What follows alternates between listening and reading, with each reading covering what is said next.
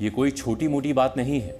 संसद हमले की बरसी पर उस संसद भवन की सुरक्षा में सेंध लगी है, जिसकी सिक्योरिटी में देश भर की तमाम सुरक्षा एजेंसियां और खुफिया एजेंसियां लगी रहती हैं। इसके बावजूद इस घटना ने सवाल उठा दिया है कि क्या संसद की सुरक्षा को भेदना इतना आसान है।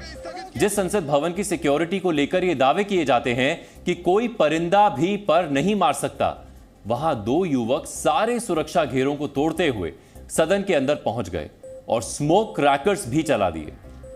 ये सब देखने के बाद सवाल तो उठेंगे ही।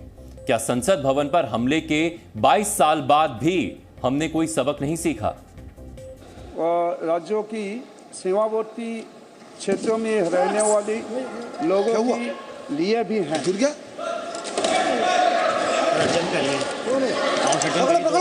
सभा की कार्यवाही 2 बजे तक के लिए स्थगित की।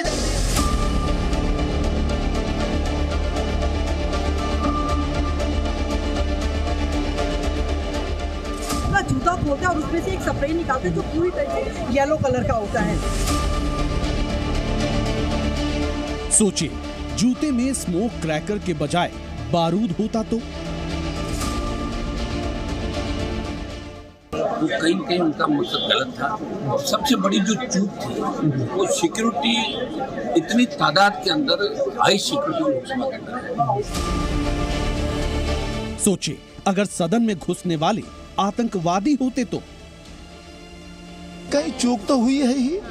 और जब वो एक व्यक्ति नीचे कूदा होगा, लेकिन हमको लगा कि गिर गया है।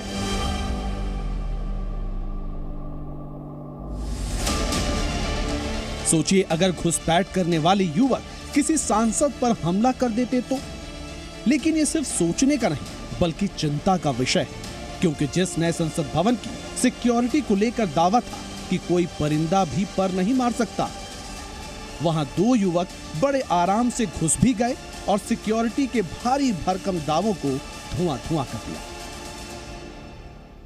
आखिर ये चूक जो है वो कैसे हुई संसद भवन की सुरक्षा में, ये बड़ा सवाल है। लेकिन इससे पहले हम आपको तस्वीरें दिखाते हैं कि संसद भवन का ये वो गेट है ट्रांसपोर्ट भवन की तरफ वाला, जहां से मीडिया की एंट्री और एग्जिट होती है। लेकिन इसी गेट के ठीक सामने ये जो सर्कल है, इस सर्कल के ठीक बाहर दो लोग पहुंचते हैं, जिसमें एक लड़का है, एक लड़की है। और वो जहां पर इस समय आपको तमाम मीडिया कर्मी इस समय तैनात दिखाई दे जाएंगे, यहीं से जो है मीडिया कर्मी अपना सारा काम संसद के बाहर से यहीं पर करते हैं। और ये वो फायर स्मोक है जिसका इस्तेमाल किया गया यहाँ पर जो पूरा घटनाक्रम हुआ उसमें। आपको दिखाते हैं कि ये जिस पर इस फायर स्मोक पर आप पहले देखें कि एक क्रिएटिव कलर स्मोक है। इसमें कलर येलो कलर का है, जहाँ पर वार्निंग लिखी हुई है कि किस तरह से इसका इस्तेमाल करना है। इसके साथ इंस्ट्रक्शंस दिए गए हैं कि क्या क्या किन चीज़ों का इसमें ध्यान रखना होता है। और ये जो हिस्सा है, यहाँ से आप पुल करते हैं, पुल करने के बाद जो स्मोक है वो यहाँ से कलरफुल स्मोक निकलते हैं। शुक्र मनाइए कि जिन दो लोगों ने संसद भवन की पूरी सिक्योरिटी की हवा निकाल दी वो आतंकवादी नहीं थे। शुक्र मनाइए कि संसद भवन के अंदर घुस जाने वाले दोनों युवकों के पास सिर्फ स्मोक क्रैकर्स ही थे, वरना संसद में मौजूद हर शख्स को तो कुछ देर के लिए यही लगा था कि 22 साल बाद संसद भवन पर एक और आतंकवादी हमला हो गया। Suddenly two people from the visitors galley jumped into the house. They had canisters in their hand. These canisters were emitting yellow smoke. One was attempting to run towards the speaker's chair. He was overpowered by members, and I do not know, they were shouting some slogans which I couldn't make about. But the fact that there were two people who could come into the visitors galley with canisters which could emit smoke, this smoke could have been toxic, it could have been poisonous, or it could have even been smoke bombs. We do not know, but it emitted an yellow smoke, and this is a serious breach of security. अचानक दो नौजवानों ने मतलब gallery से कूदे।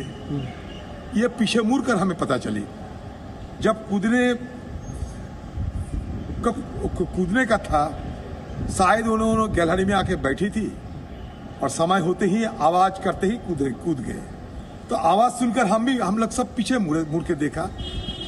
दो नौजवान बड़े धक्का मुक्की कर रहे थे, हमारे सारे एमपी उनको पकड़ने की कोशिश कर रहे थे और अंतिम में हमारी सारे एमपी को दबोच लिया। आज इत्तेफाक से आज हम सुबह हमारे ऊपर 2001 साल में जो हमला हुई थी उसके लिए हम इस वर्ष में उनकी शहादत को हम मतलब श्रद्धा अंजलि दी है सुबह, और आज ही घटना घटी।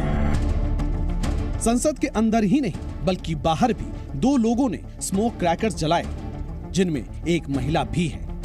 दोनों को पुलिस ने तुरंत पकड़ भी लिया, जो सरकार विरोधी नारे लगा रहे थे और खुद को स्टूडेंट बता रहे थे। यानी हमलावर खुद को क्रांतिकारी समझ रहे थे। अभी तक की जानकारी के मुताबिक किसी भी आरोपी का कोई क्रिमिनल बैकग्राउंड भी नहीं है। इसके बावजूद उन्होंने संसद भवन में घुसने की प्लानिंग भी रच दी और उस प्लानिंग को अंजाम भी दे दिया। अब जांच की जा रही है, फॉरेंसिक सबूत जुटाए जा रहे हैं, लेकिन सच तो यही है, जो कुछ भी हुआ वो संसद भवन की सिक्योरिटी के लिए चुल्लू भर पानी में डूब मरने वाली बात है। सैंपल लेके ये टीम यहाँ से जा रही है। देखिए ये गाड़ी दिखाना चाहेंगे, इस डब्बे में सैंपल लिया गया है और सैंपल लेके अब ये गाड़ी में इसको रखा जा रहा है। देखिए सैंपल लेके फॉरेंसिक इन्वेस्टिगेशन वैन है, ये देखिए पूरा लिखा हुआ है इस पे। फॉरेंसिक इन्वेस्टिगेशन टीम जो वैन है वो पहुंच चुकी है, यहाँ से सैंपल लेके जाया जा रहा है। इसी में टीम आई है, फॉरेंसिक की टीम, और ये प्रोसेस होता है। चूंकि कोई भी घटना ऐसी होती है तो उसके बाद टीम आती है और वो सैंपल लेके जाती है और उसका जांच करती है। क्या सिस्टम होता है देखिए फॉलो। देखिए ये शख्स यहाँ बैठते हुए, ये जो शख्स है फॉरेंसिक टीम के, इन्होंने लकीर लगाई है। ये तमाम प्रोसेस जो भी फॉरेंसिक टीम का जो प्रोसेस होता है, जो जाँच का प्रोसेस होता है, उसको फॉलो किया जा रहा है।